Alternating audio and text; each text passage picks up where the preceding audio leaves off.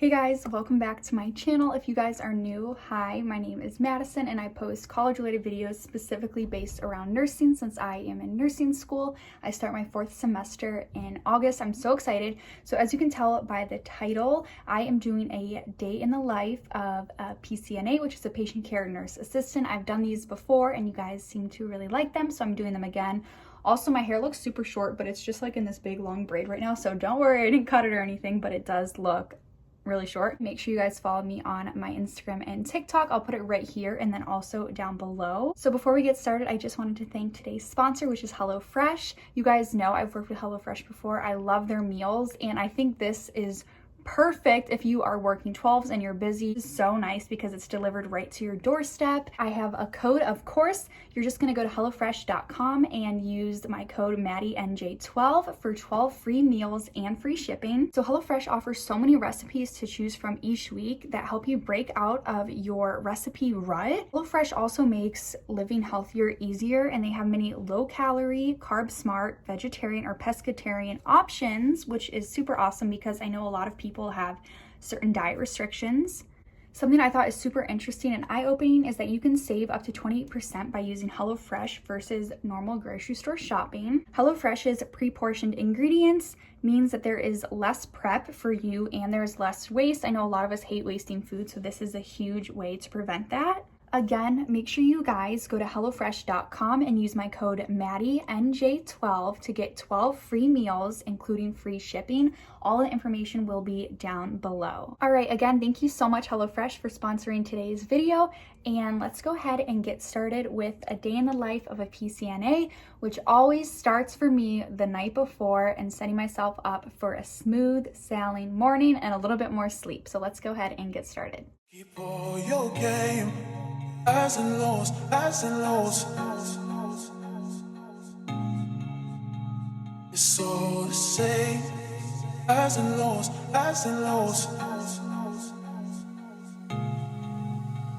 Keep all your game, highs and lows, highs and lows.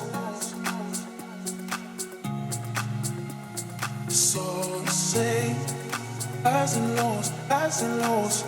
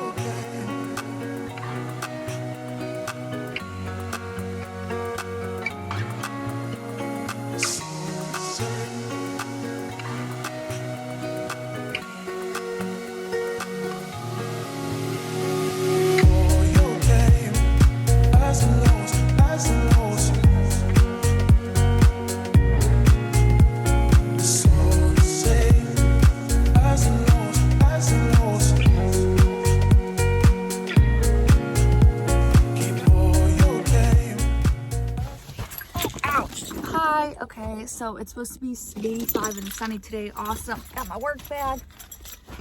And yay, work.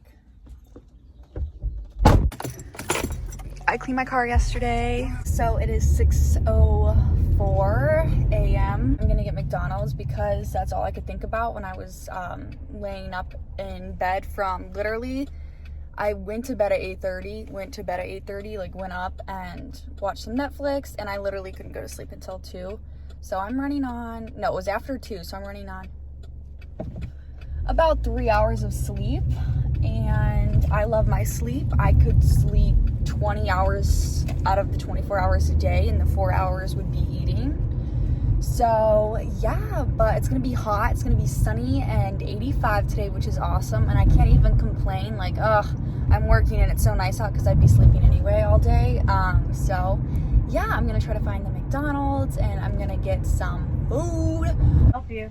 Hi, can I please get a large iced coffee with cream and sugar? And then could I also get a hash brown and a sausage McMuffin with egg, and that'll be it.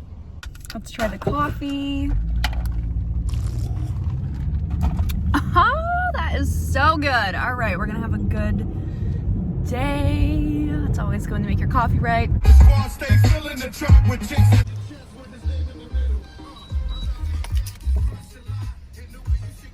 All right, we're at work. I'm gonna rush in so I have time to eat at 6:14. It's gonna be a good day. We're speaking into existence. The birds are chirping. Let's get it. So once I get into the hospital, I go up to my floor and I go into the break room and I start setting up for the day. So what I mean by that is I'll put my badge on, put my pens in my pocket, anything that I need. I'll also put my Vocera on, and a Vocera is just like a little walkie-talkie where people can reach you. And after I am all set and ready to go, I will check the assignment book. And what that is the charge nurse from the night before will make the assignments of where we're at for that day, what part of the floor we're on, or if we're floating, or if we're sitting with a patient. And then when 6:30 rolls around, I clock in, and clocking in consists of just scanning your badge, and then you put in your fingerprint and hit clock in. Once I'm clocked in, I go over to the pod that I'm on for that day, and from 6:30 to 7, I have report with a night shift aide. So what that means is they are just gonna give me a rundown of all the patients. Normally I have 12 patients, and they will let me know everything about them. So right before report, I go over and I print out my assignment sheet of all my patients, and this could just consist of the patient's name, age, gender, what their admitting diagnosis is, if they are on telemetry, which is like a cardiac monitor, if they're on any precautions, and stuff like that. So during report with the night shift aide, I will make any additional notes on my assignment sheet that I need to help me give the best care for my patients that day. They'll let me know if the patient is alert and oriented, need 1 assist, 2 assists, are they independent, do they use a walker, a wheelchair, stuff like that. They'll also tell me if the patient has a sitter in the room, if someone is sitting with them throughout the day. If they are on telemetry, which again is the cardiac monitoring, they will have vitals every 4 hours, so at 8, 12, and 4, so it's good to know that. And then also if they are AccuCheck, if we're taking their blood sugar. Also, if they have any surgeries planned that day, if they have any labs that need to get drawn, I need to know that so I know when they will be on and off the floor. I'll ask any additional questions that I need to know to get a better understanding of the patients from the night aide, how the night went with the patients, if anything happened or if there were any incidents. And then the night shift aide will go home and I can go through the charts if I need any more information to give the best care to my patients. Like I mentioned before, anyone who is on telemetry, which is the cardiac monitoring, they will have their vitals checked every 4 hours. So we check them at 8 a.m., 12 p.m., and 4 p.m. And when you have a decent amount of patients on cardiac monitoring, you never actually want to start doing vitals like at 8. So I always start an hour before to make sure I can get all of my patients who are on telemetry done. You just walk around with this little vitals machine, and while you're taking their vitals, you're going to be taking their blood pressure, their pulse, their temperature, the respirations, and the O2 saturation. And then once you have collected their vitals, you are going to chart this. So here's just an image of what the charting would look like on Epic, and you fill in all of their information here, and then you hit file after, and that will save it. And then you just continue on moving through the rooms and the vitals that you have to take. At 12 o'clock, you take everyone's vitals regardless of if they are on heart monitoring or not. So everyone gets their vitals taken at 12. During my first morning vital round around 7 o'clock, I also like to make sure the patient's doing okay, see if there's any pain, if I need to notify the nurse, make sure that they got some rest, see if I can fill up their water for them or assist them in ordering breakfast, make them more comfortable, anything like that. Also in the morning And also before lunch and before dinner, if I have patients who are AccuCheck, I will take their blood sugars. All right, so editing me coming in to make a few more points, but every day at the hospital, no matter what your position is, it's always so different. And I wanted to let you guys know that I work on a med-surg floor, and it's an orthopedic and gastrointestinal med-surg floor. So we see a lot of patients who come in with fractured hips from falls, or if they're getting hip replacements, knee replacements, we see a lot of that. We see a lot of patients with irritable bowel syndrome, diverticulitis, Crohn's disease, some patients who just had a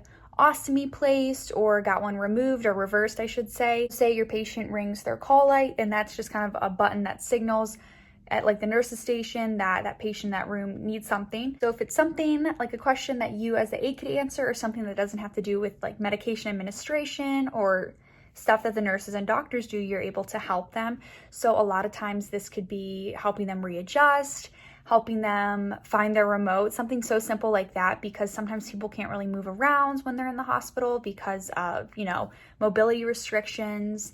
Help them get up to go to the bathroom, help them get clean after they use the bathroom, empty their urinals, empty anything that they have. If they have their ostomy, you can empty their ostomy bags.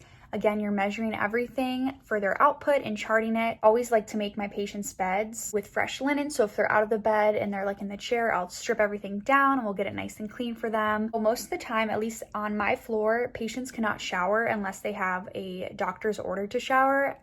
My guess is this would be just to prevent falls or accidents. A lot of times there can be bed baths, or you can give it to the patient, or if they are like independent but don't have an order to shower it, they can do it themselves, and you can bring everything that they need for them, and then they'll just call you when they're done, provide privacy, close their curtain, close their door. So sometimes there'll be like maybe a 10-20 minute period where things slow down a little bit, or I have everything done that I need. And what I'll do then is I will go around and I will restock the cupboards. There's cupboards outside of every patient's room, and they're like double-sided cupboards, so we can open them from the outside and we can open them from the inside. So I will take the big linen cart around and I'll restock like the gowns, the blankets, the sheets, the pillowcases, the towels, the washcloths, everything like that. And then I'll also empty the linen bins, so anything that's like dirty are in the linen bin. So I will like go around with this big cart, empty each one, throw it in there, and put a new bag in. It is 11:46. I am taking like a quick break quickly because the physician's assistant wanted to talk to my patient, so they let me step out. I'm gonna use the bathroom, maybe get something from the vending machine, and then fill up my water. And yeah, my day is going so good so far. The fresh air of the bathroom. I'm not used to wearing my mask this long.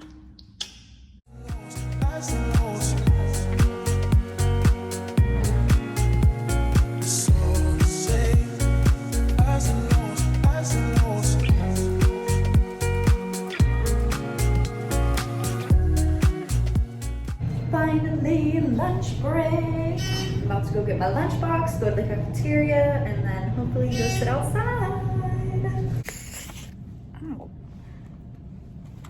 Someone brought Pizza Hut. There was like boxes on our floor when I went to go get my lunch bag. And I got 2 breadsticks from Pizza Hut. It's sunny out. I checked, it's 84. It's about to be 86. And yeah. So good. I have salami and Colby Jack cheese on a pretzel bun, my favorite. Little pretzel and popcorn, cherries, and then watermelon and strawberries and grapes. And then lots of True Lemon packets because I love it, and my water. So I'm gonna eat this and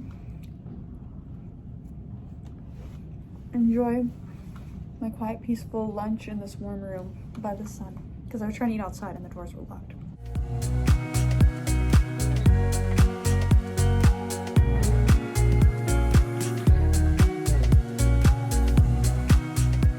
I feel like at work, there's never like a peaceful, like just moment to eat. I feel like Patrick on SpongeBob. Anyway, last bite. I just ate so much food so fast, but pretty out. Wow.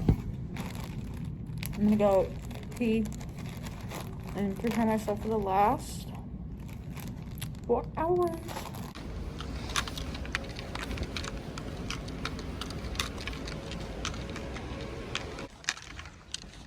It's literally 7:01 and just clocked out. I don't waste any time. Ran to the elevator, running to my car, trying to get out before traffic gets crazy.